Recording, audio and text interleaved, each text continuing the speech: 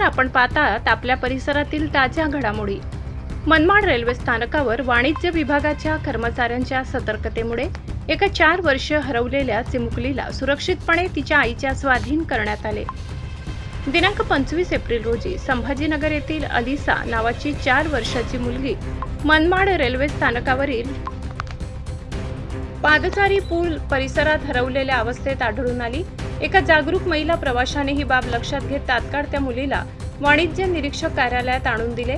कार्यालयात चौकशी केल्यानंतर मुलगी स्वतःचे नाव सांगू शकली, मात्र इतर कोणतीही माहिती देऊ शकली नाही। यानंतर वाणिज्य कर्मचाऱ्यांनी तत्परता दाखवत रेल्वे सुरक्षा दलाला तात्काळ माहिती दिली। तसेच हरवलेल्या मुलीबाबत वाणिज्य निरीक्षक कार्यालयात सतत उद्घोषणा करण्यात आली, जेणेकरून तिच्या कुटुंबियांपर्यंत माहिती पोहोचू शकेल। आणि काही वेळातच मुलीची आई अत्यंत व्याकुळ अवस्थेत कार्यालयात दाखल झाली। योग्य पडताळणी आणि चौकशी केल्यानंतर रेल्वे सुरक्षा दलाच्या उपस्थितीत मुलीला सुरक्षितपणे तिच्या आईच्या स्वाधीन करण्यात आले। या प्रसंगी मुलीच्या आईने रेल्वे सुरक्षा दल तसेच वाणिज्य विभागातील कर्मचाऱ्यांचे मनापासून आभार मानले।